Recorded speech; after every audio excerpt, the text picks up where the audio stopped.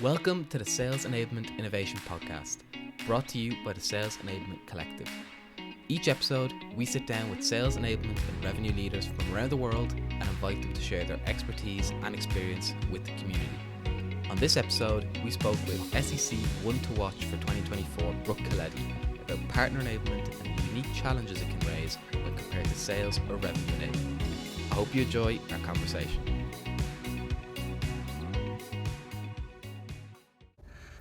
On the show today is Brooke Coletti, who is one of our SEC Ones to Watch in 2024. Thank you, Brooke, for taking the time and coming onto the show. And thank you, Daniel, for having me. I'm excited to speak with you today. So do you mind, sort of, before we dive into our topic for today, sort of running through your background, your experience, and just a little bit about yourself and how you've gotten to this point in your career? Absolutely. So, as mentioned, my name is Brooke Coletti, and I am currently working at Amazon Web Services within the partner organization. And my focus this year is actually on better aligning our international geographies and making sure that they have a seat at the table, making sure their voice is heard, and we consider all the nuances of the business throughout the world when we launch new features, functionalities, and programs to our partners. And so that is a little bit about my role this year. I started my enablement journey about 6 years ago, and at the time, I was actually an analyst. And what I found is looking through the data, I was noticing discrepancies of how the sales team were actually discounting deals. And when I brought it to the sales leaders and I had conversations, I found that each team, even though they were told similar things, were being coached and managed differently team to team. And from there was an opportunity to have standardized training across all of the teams within the organization. And that's how my enablement career actually started. From there, I got the opportunity to build lots of enablement programs from the ground up, being the first enablement hire in most of the companies up until recently. So this is actually the first time I'm a part of a larger team and very excited. That's awesome, and I love the fact that you sort of had a keen eye and spotted this sort of discrepancy and sort of built it off from there. I really, that's a nice sort of way to kickstart it. So our topic for today is actually primarily on partner enablement versus sales enablement and sort of your role in that. So I wondered if you could sort of kick off the discussion by talking about what partner enablement is or what it means to you, maybe for our listeners who aren't as familiar as they would be with something like sales enablement. Yeah, so partner enablement can be defined in a couple ways. So when I think about partner enablement, I think of you have external partner enablement, so people who or companies who are reselling or doing business on behalf of your company. So if you're selling a software or a service, they go and they have their own customers and they sell the product on your behalf. So partners are an extension of your company. And so when I think about partner enablement, I think of we need to enable the boots in the ground at the partner company to sell on our behalf and be able to speak and talk about our products and services the same as our internal sales team. And then a lot of organizations actually have partner reps. So whether they're partner sales managers, partner development managers, these are the folks that have the relationship with the partners. And so when I think about partner enablement, I think about both external facing enablement content, but also internal for those folks that are supporting our partners through that sales journey in lockstep with us. So that's how I look at partner enablement. It's that two-pronged approach and making sure that we enable our internal teams to also support externally with whatever we're enabling them outside. That's really interesting, and it's almost like training the trainers in that sort of way, which is cool, but also different dynamic. I wonder if we could sort of talk about maybe starting with the similarities to sales enablement that you've sort of seen, and then maybe going into some of the differences after. But sort of in terms of your experience with partner enablement versus sales enablement, what are the sort of the common threads that, you know, the skills that are applicable regardless of sort of who you're enabling in that sense? If you're looking to pivot to partner enablement or broaden your scope as an enabler to be at a company to include partner enablement, I assure you that there is differences, but there's a lot of similarities. To your point, Daniel, is within let's say sales enablement. So you're focusing on the sales team. Within sales enablement, you are enabling your sales team how to have different discussions depending on use case or industry. And that is very similar when you're enabling within the partner org. You need to make sure your partners understand what use cases your service or product solves. You need them to understand how to position it and market it. So I'll stick with similarities. So that's a similarity. When you think about it within revenue enablement and you're enabling the sales org, customer success, let's say the renewals team, etc., you are customizing your enablement to their role. And so that's actually similar within partner enablement because you're going to want to customize the content to the partner type, which means that their customers have those different use cases and different nuances of how they run their business potentially at the partner. So in a similar way, you're already customizing enablement internally. So you just have to think about the different partner types that are available that your company works with and customize that enablement so that it resonates with them. And so it kind of goes back to that 80-20 rule, very similar with revenue enablement and partner enablement, which is 80% of your messaging, your positioning, your value proposition is going to be the same.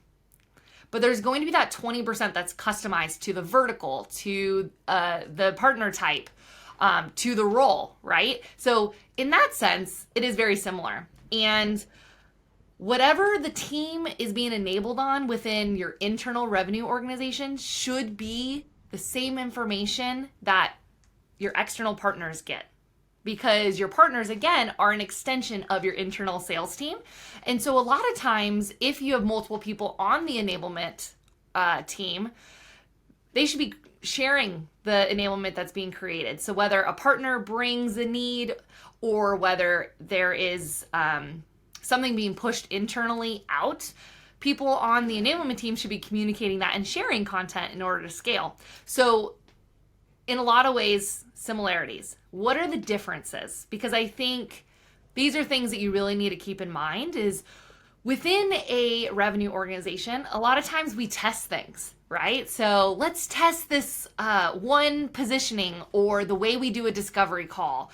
And that's great internally. People are agile, they're open to testing. But when you go externally, you need to make sure that that messaging is really crisp, that is the final, as final as it can be, messaging and positioning. Because one thing you need to keep in mind is your partner that you're working with could actually be selling your competitor.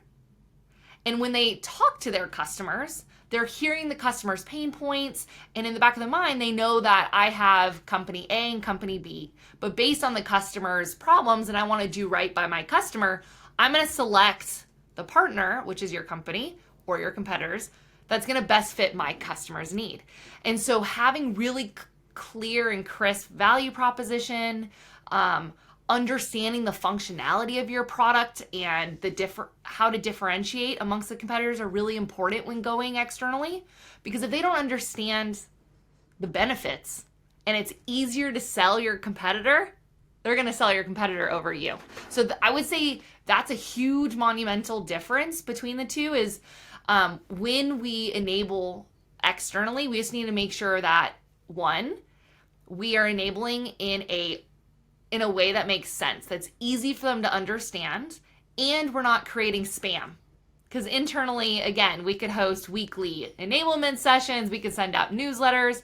Externally, they're supporting potentially hundreds of partners, one rep. So they just need to know what is an update from your company that's really easy to understand. So I would say that's the largest difference between the two when you're thinking about revenue enablement and partner enablement. That's really interesting, and especially that sort of, you made the analogy to sort of revenue enablement. It almost seemed that there's a similarity. If you're coming from revenue enablement, you'd have almost a smoother transition because we're used to working with sort of different teams like that.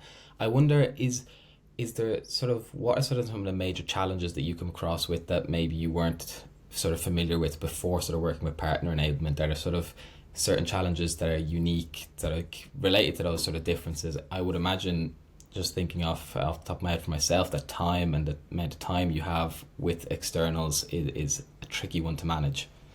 Yeah, that's actually, you bring up a great point. Is one of the challenges is getting feedback from your partners. And internally, your teams are probably shouting from the rooftop, what enablement's missing? Or I don't like the way we're doing this. How do we change it? Externally, it's a lot harder to get that feedback. And if you find partners that are very vocal, it's important to hang on to those and create that cadence in that relationship to get the feedback. Because again, a lot of partners, depending on the focus and how large the partner is, may have many people that are selling on your company's behalf. And each of them may be selling slightly different, or like I mentioned, their industry or their company size may be different. So what resonates with them and the features and functionalities that your company does that's beneficial may be different than others. So I think the one thing that's tricky with the partner enablement is finding that balance between that 30,000-foot view that will apply to the masses, and then diving deep into specifics that they can use.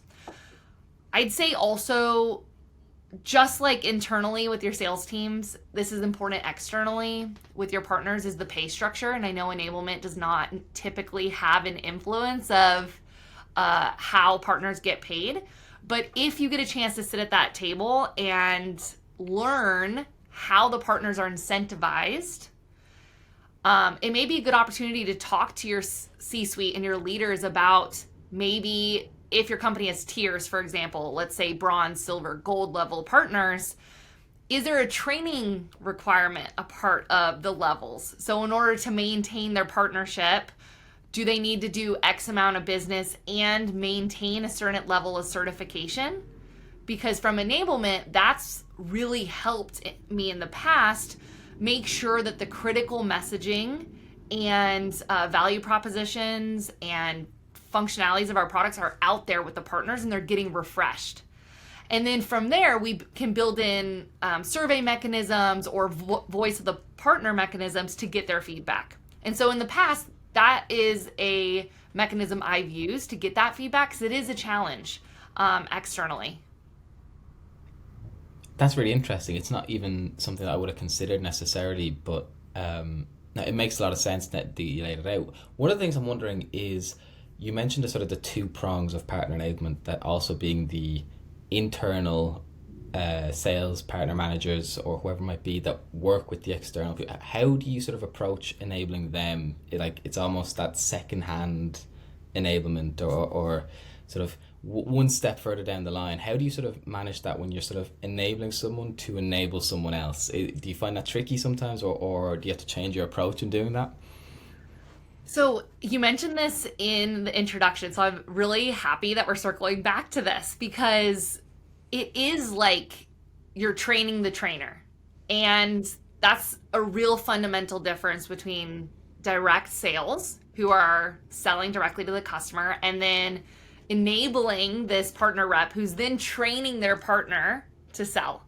So you are right that it's this one extra level. And I think this goes back to what I said earlier around making sure the messaging, positioning, etc., is very clean and crisp. So that your team can be an extension of enablement for their partners. And so their job is a combination essentially of sales and that relationship building, because they're helping our partners get through the sales process. So telling them, giving them maybe collateral that they need to progress the deal. Potentially at some companies, the partner and the internal rep are on the call at the exact same time with the customer. So depending on company, that the internal person is that partner's support. And so it's important that they understand the landscape of their partners. They understand all of the resources that are available internally, because I look at the internal partner facing team as the face of our company. They're representing us every time they're talking to partners. And I know partner ecosystem and selling through the channel is becoming more predominant within a a lot of companies just to scale. And so when you think about these reps and you think about enabling them, it's you need to almost make them a little bit more certified than some of the sales folks, because one partner can bring even more use cases, even more challenges to one call. So to do an analogy or a comparison, a sales rep does research on an account. They hop on a call with them. They already know what industry this account's in. They already know what the company size is. They did some research and they know what the product is. So they can maybe anticipate some of the challenges or pain points and practice what they want to potentially say on this call. When you're a partner facing rep and your partner maybe has multiple customers and they're just trying to learn about your company, the partner facing rep needs to be armed with all that knowledge in order to support that conversation.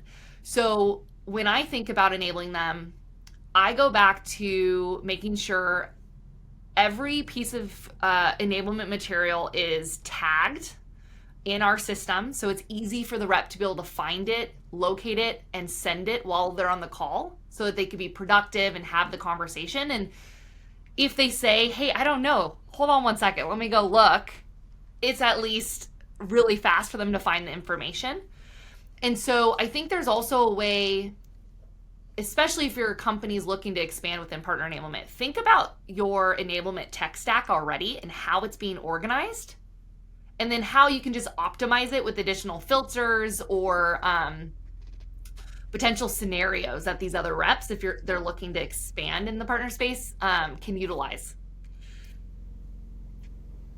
That's really interesting, and it actually sort of touches on my next question, which was I'm thinking if one of our listeners or someone watching is potentially moving into a partner enablement role, or their organization is shifting into that approach, do you have any sort of like tips or advice of sort of like, if you or say to rephrase, if you found out that you were transitioning into a partner enablement role, what are some of the first 5 things you do or first 3 things you do to make sure that you are as set up for success moving from sort of sales enablement into, or expanding into partner enablement, if you will? Yes. The first would be understanding the business case. So why is the company deciding to move and focus more on partner enablement? Because I've been at companies where they feel like building a partner ecosystem is going to be a year long. Sometimes that effort to get momentum and get deals coming in through the channel could take 18 months to 2 years. And I think that's important to acknowledge, because otherwise there may be unrealistic expectations from an enablement standpoint that our partners are not being ramped fast enough. But that may not actually be the case. Again, partners could be selling your competitors already. We're building that relationship. It takes time to nurture a relationship. So I want to understand that push and why partner enablement is now becoming a focus within the company. Next is, does that mean that I'm still a team of one supporting now all the revenue generating teams and partner enablement, or is that a different headcount? Because the way I've done both and the way they fundamentally work are slightly different. If I was a team of one doing revenue enablement and now my scope of my role is changing to include partner enablement, I would really focus on what you're doing internally, because typically what you're doing internally gets into the really deep details of whatever it is. And then take a step back, watch the training that you just built, read the scripts of whatever it may be, and then pull it up. So remove a lot of the details and then make sure it is really polished. So if you have, a UX team or a design team that can make your videos really professional, great. If not, that's fine too. But the videos and the trainings you produce externally, remember, you could be enabling the masses, thousands, hundreds of people. So if you're a team of one, I would really think about now expanding your project timeline or of your enablement initiative. So start with your internal teams. What is that 80% that is for all your internal teams? Does that 80% apply externally? And will it not change? And if it will change, is it 2 months? Is it 6 months? Because whatever you roll out externally, ideally it's going to be green and relevant for at least, I would say, 4 to 6 months. If you're constantly changing your messaging externally, it causes confusion, and you could they potentially won't sell your product because it's not as quote unquote easy as your competitor, right? So if you're a team of one, start with building internally, and then pull the content up, make sure it's really clean and crisp, produce it externally. That's how I used to do it, and it actually worked really well. Now, if there are things that are coming up that you're hearing from your partners that is a need, identify if you have it already internally. If you do, that's an opportunity to clean it up, produce it externally. If it's content that has not been created internally, then it's a great opportunity for you to actually start backwards. So build it with the partner in mind, and then maybe go slightly into more contextual stuff and release it internally. In an ideal fashion, anytime there's a launch, you should always be training your internal teams first before you train your partners, because once your partners find out about it, they're going to call up your sales team, your partner internal teams, and they're going to ask questions. And if they don't know it, you may lose trust of your internal team. Now, if I was an enablement team now, let's say of 2 or more, that's where you need to make sure both sides of the team are lock in step. And now the partner team is maybe building from scratch content that doesn't exist, that they're hearing as a need from the partners, and then sharing it with the revenue generating team. And then same thing like I talked about earlier about sharing content that way. But again, view your internal and external partner organizations as an extension of the sales team. So that's how I would look at it. Yeah. I love that. And one thing I'm sort of wondering is almost like flipping that in doing the reverse of, if I'm listening and I'm in sales enablement and maybe I'm not sort of in the partner enablement world, what are the sort of things I can look out for, take back in from the partner enablement side that maybe you're more familiar doing partner enablement, that I can sort of take back and apply to my sales enablement sort of role and maybe help me out in some way there? Is it that sort of taking a step back, and even just for the sales reps, does that sort of step back help? Or do you have any sort of reflections from partner enablement that sort of are relevant, especially relevant as well for sales enablers? I would say if you are within partner enablement and you're looking to move within revenue enablement, one thing to consider is that there's going to be a lot more feedback, potentially a lot more hands in the cookie jar, meaning you definitely need to work with other stakeholders internally, including your sales leadership, including operations, including product marketing, even more closely than you potentially would within partner enablement. And the reason being is internally, typically the teams are not scared about vocalizing their opinions. You now want to make sure the tools are set up for your internal teams to be able to update tools and embed enablement within their process internally. So whether it's, let's say we're doing a Salesforce training, make sure that all of the fields are up to date, or we have a new competitor in the market, make sure we're adding that within the workflow. Talking to the sales leaders, making sure that the enablement is going to actually be embedded within their day-to-day, and that they're going to help coach our reps internally. Because on the partner side, the internal partner team may be getting coached and helped, but in a lot of organizations, those teams may not carry a quota because they are working with partners to close the deal. So the partner essentially carries that. So there's slight fundamental differences around how each of the teams are motivated. So to understand the internal culture around the two sides of the organization.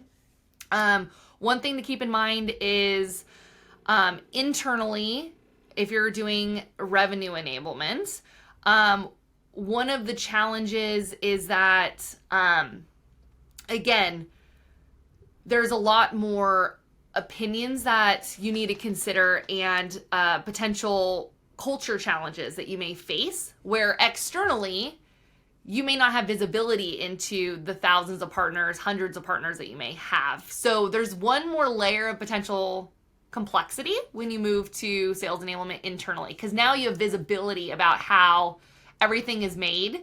And so making sure you have all that alignment is really important.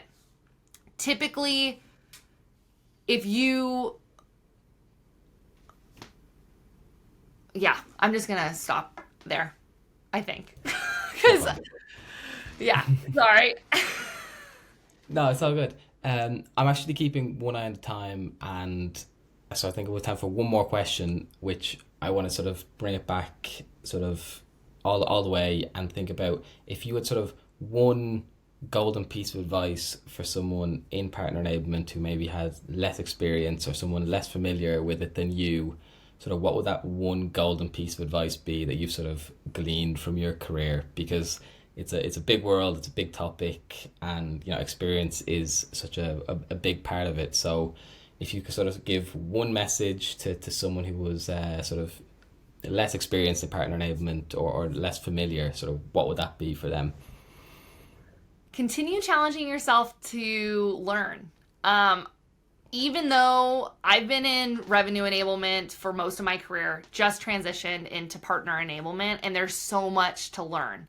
Understanding the nuances of different partner types for me, I think, was the biggest challenge up front. But take the time to understand all the different partner types, and it almost unlocks this possibility about how your company's solution or product can be applied.